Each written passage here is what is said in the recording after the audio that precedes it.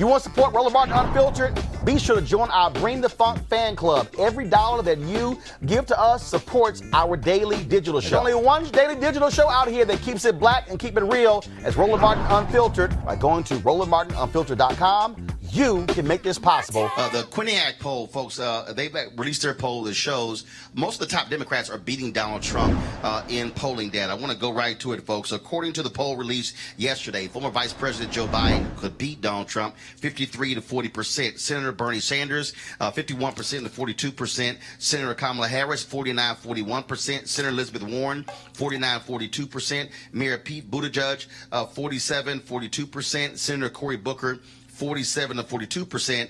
Now, of course, Donald Trump says all the polls are fake, and he says the places where they did polls, he's winning in all those particular places. But here's the thing, Scott. This is the most important thing here. To anybody watching, the hell with what I just said. Ignore the Quinnipiac poll. Ignore any of these. It doesn't matter because a national poll is irrelevant. Hillary Clinton beat Donald Trump by 3 million votes. National polls are irrelevant. The election for president in America, they are 50-state. That's a 50-state election. It's a question of what happens in the critical states. He's underwater right now in Wisconsin, in Pennsylvania, in those Ohio, the places where he won before, which is why he is trying to expand the map. He's trying to go out west. He's trying to win New Mexico. He's trying to win Nevada. But folks, if you want Donald Trump out, ignore every poll between today and Election Day 2020 because it doesn't matter. It's all a matter of who turns out and votes. Scott. And it only matters who gets more electoral votes or not. He's not going to win those Rust Belt states this year, in 2020. We know that. Michigan, he's underwater in Michigan, and he's underwater in Wisconsin as well as Pennsylvania. But I love your message, Roland, because two things. There are individuals in this country, especially independents, who are more likely than not to vote for Donald Trump, but never tell a pollster that. That's right. The first thing. You got to be careful. Right. And secondly, our people of color, our communities of color, those who are the most disaffected, cannot get comfortable with polling and say, well, Trump's going to lose anyway. We can take nothing for granted. It's all hands on deck. And you know what? It's neck and neck as far as I'm concerned. And our people in our communities have got to feel that way through 2020. You know, Roland. Julian Malvo, I participated. Now, I'm not going to name the polls, but I literally, so I love when black people say, I ain't never been polled, but the reality is I answer my phone even if I don't recognize the number. That's part of the reason why a lot of folks don't get polled. So I've actually participated in about 4 polls in the past 6 months. And suffice to say, I ain't saying nothing good about Donald Trump. But the point there is that when you look at 2016, when you look at Andrew Gillum's race in 2018, there were people who actually thought Tuesday morning, Gillum's got this. The polls show that's the case, but the reality is this here. In the upper part of Florida, older white voters, they turned out to the tune anywhere from 65 to 70% of all eligible voters in those counties. In Miami-Dade, in Broward, they were below 60%. Yes. They were in the mid-50s. The point is this here. Forget the polls. You better show up. And so that should be with the drumbeat of every single person who wants to beat Donald Trump. Pay no attention to all these fights on Twitter, people with Nate Silver and others. They mean nothing. You know, Roland, it's so disturbing. I was just in Detroit yesterday, and there was a CNN guy who was running around talking to people, and they were talking about people who stayed home. So why do you stay home when you know this stuff is out there? Sister said, well, you know, I didn't want to vote for Hillary. Well, hell, Hillary was not coming to your house. You didn't have to like Hillary. So, you know, whether you like her or not, did you want this fool? I had a student, former Bennett student, tell me she wasn't going to vote because she was for Bernie. Then she calls me months later talking about what about our abortion rights. I'm like, look, I'm over 60. I don't have abortion rights, but you do. So, you know, you picked your battle. The point is this. Everybody has to get out. And the bigger point is this. We are being played when we say, you know, we do this preference thing. It's not about personalities. I've started voting in 1972, so I'm old. Scott, don't say nothing.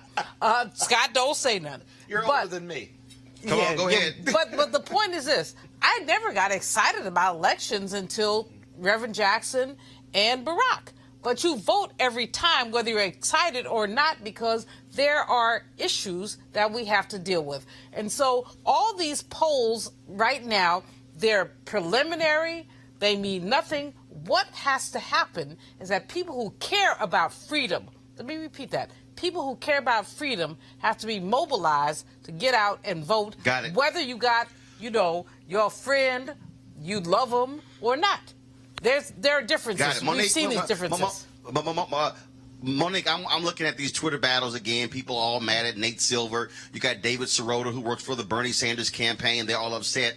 And look, here's the deal. And this is like people keep coming up to me, Roland, why aren't you doing more on the presidential election? Because damn it, until there's the first debate, until there's the second debate, don't none of this matter. I mean, we're in June. It is June 12th, okay? The first debate is next week. The bottom line is this here. Obama was down 20, 30 points to Hillary Clinton at this point in 2007. Stuff is going to change. I'm sorry.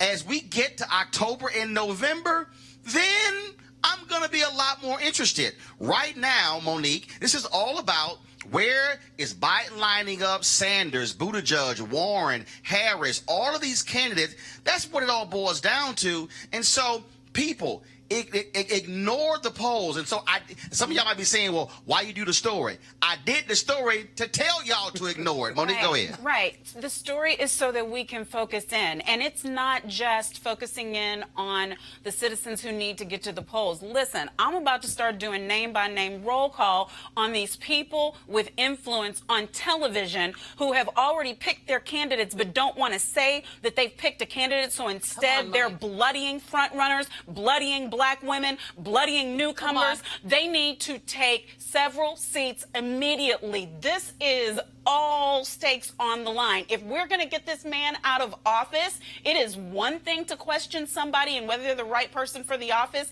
It's another thing to throw in ageism and sexism and all of the things that I'm seeing people who worked, of course, racism, but these are people coming out of the Obama administration. These are people who were formerly working for Clinton and are now going to another candidate. These are people who used to be with Sanders and are now with Biden. And I'm like, children, keep your eye on the ball. If we're going to get this man out of office, and you know that's not going to be impeachment, by the way we're going right now, some of these things y'all need to get in a room and figure out, because until we have a nominee, I don't want a nominee who has so many bruises on him. All Trump has to do is do an easy layup and get in this office again. So yeah, that's what I got to say about that. Get real. All right, well, and we've said all we need to say about that. But again, right now, the focus for everybody who is watching, those of you who are watching us on Periscope, on Facebook, on YouTube, those of you who are watching this clip later on, this is very simple. That is, we should be in a complete state of mind where we are focused on registering people, organizing, and mobilizing. That's what's important. Absolutely. If you ain't registered, you can't vote. So it doesn't matter how you feel. If you're not registered, you can't vote. You should not be waiting for a single candidate to show up to your city. You should not be waiting for a single candidate to give you a special hug or kiss in order for you to vote. What you should be voting on are what are your issues. Do you give a damn about education?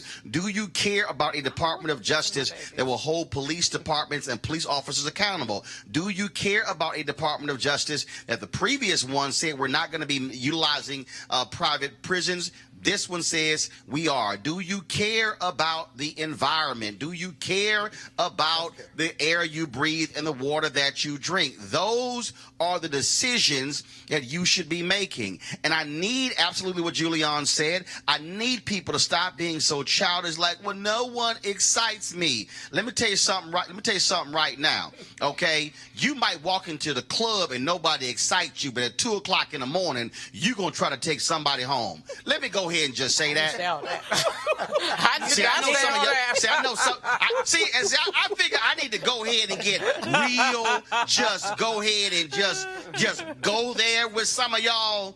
If we really want to be honest, you know, some of y'all go to y'all conventions, and on Wednesday you all cute, got an attitude, but on Saturday night, you know, you leaving on Sunday, you make some different choices. All I'm saying is we should be no, Julian. Enough of trying to sit here and dance around stuff. You gotta say. Joe Madison says, "Put it where the goats can get it." Yeah. There's some folks out there right now who are goats, and I put it right there where they can get it. That's where we have to be, thinking about our issues and of course aligning ourselves accordingly when it comes to our issues. And so that's what I want us to be focused on. And black men, same thing. Don't get all caught up in that silly stuff. Well, I ain't voting for a woman, because you know what? It's some men who've acted a fool who ain't done jack, like the one sitting in the White House right now. So y'all need to get over all that gender nonsense and saying who you're not going to vote for. Because for me, the first person who I worked for was a woman, my grandmother.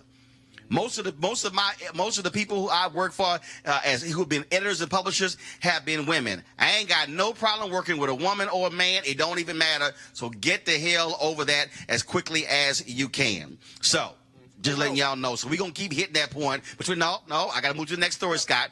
So I got to keep hitting that point. You always got something important to say, but it ain't important. I would hope that you would emphasize or reemphasize that a non-vote or no vote, because you ain't attracted to any other candidates, is a vote for Trump. De facto, it's a vote for Trump. Scott, I said I'm not done. I got a whole lot of time to emphasize that between now and the first election. So you didn't have to actually get that in right now. I said I was done. All right, let me go on to the next story, y'all. Let me go on to the next story. I was trying to get in the last word. You damn cappers. All right, folks, back to our Roland Martin Unfiltered video in just 1 month. All right, folks, they're back. MarijuanaStock.org has another great investment opportunity. If you were lucky enough to invest in the last crowdfunding campaign, you know they raised a lot of money in just a few months investing in legal marijuana farms. Those initial investors now own shares of a publicly traded company. And, of course, they're excited by that. Now they have a new investment opportunity that is as good, if not better, than the last. I'm talking about industrial hemp CBD. For those who don't know, the hemp plant is a cousin to marijuana, of course, and then it has a higher concentration of CBD, which means hemp CBD gives you all of the medical benefits of marijuana without getting you high. Now, until recently, hemp farming was practically illegal in the U.S. and heavily regulated by the DEA. However, that changed with the 2018 Farm Bill, making it legal to grow hemp CBD in the U.S. and creating one of the largest commodities worldwide. They need land to grow all of the plants, and this makes for an incredible investment opportunity. And that's where our good friends at 420 Real Estate come in. Their business model is simple. They buy land that supports hemp CBD grow operations and lease it to licensed, high-paying tenants. That's right, they are hemp CBD landlords, and you can get in on the action. You can invest in this crowdfunding campaign for as little as $200 up to $10,000. All right, folks, all you got to do is go to marijuanastock.org. That's marijuanastock.org if you want to get in the game. And if you do so, do it now. Now back to your Roland Martin Unfiltered video.